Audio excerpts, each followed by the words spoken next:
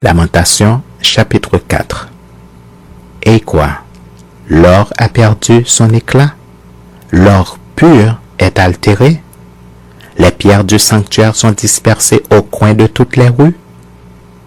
Les nobles fils de Sion, estimés à l'égard de l'or pur, sont regardés, hélas, comme des vases de terre, ouvrage des mains du potier. Les chacals même présentent la mamelle et allaitent leurs petits, mais la fille de mon peuple est devenue cruelle comme les autruches du désert. La langue du nourrisson s'attache à son palais, desséché par la soif. Les enfants demandent du pain et personne ne leur en donne.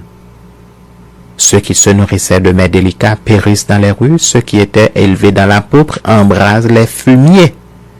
Le châtiment de la fille de mon peuple est plus grand que celui de Sodome, détruite en un instant sans que personne ait porté la main sur elle. Ces princes étaient plus éclatants que la neige, plus blancs que le lait. Ils avaient le teint plus vermeil que le corail. Leur figure était comme le saphir. Leur aspect est plus sombre que le noir. On ne les reconnaît pas dans les rues. Ils ont la peau collée sur les os, sèche, comme du bois. Ceux qui périssent par l'épée sont plus heureux que ceux qui périssent par la faim, qui tombent exténués, privés du fruit des champs. Les femmes, malgré leur tendresse, font cuire leurs enfants. Ils leur servent de nourriture au milieu du désastre de la fille de mon peuple. L'Éternel a épuisé sa fureur. Il a répandu son ardente colère. Il a allumé dans Sion un feu qui en dévore les fondements. Les rois de la terre n'auraient pas cru, aucun des habitants du monde n'aurait cru que l'adversaire, que l'ennemi entrerait dans les portes de Jérusalem. Voilà le fruit des péchés de ses prophètes, des iniquités de ses sacrificateurs qui ont répandu dans son sein le sang des justes. Ils erraient en aveugle dans les rues, souillés de sang. On ne pouvait toucher leurs vêtements. « Éloignez-vous, impurs !» leur criait-on. « Éloignez-vous, éloignez-vous, ne nous touchez pas !» Ils sont en fuite, ils errent ça et là. On dit parmi les nations, ils n'auront plus leur demeure.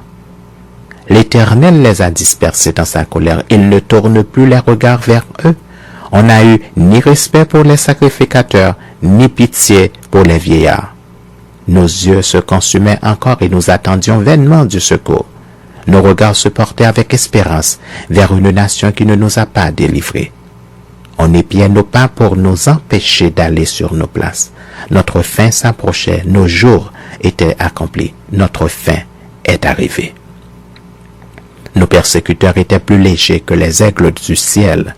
Ils nous ont poursuivis sur les montagnes. Ils nous ont dressé des embûches dans le désert. Celui qui nous faisait respirer loin de l'Éternel a été pris dans leur fosse. Lui de qui nous disions, nous vivrons sous son ombre parmi les nations. Réjouis-toi, tressaille d'allégresse, fille d'Édom, habitant du pays d'Uz. Vers toi aussi passera la coupe. Tu t'enivreras et tu seras mise à nu. Fille de Sion, ton iniquité est expiée. Il ne t'enverra plus en captivité, fille d'Édom. Il châtiera ton iniquité, il mettra tes péchés à découvert.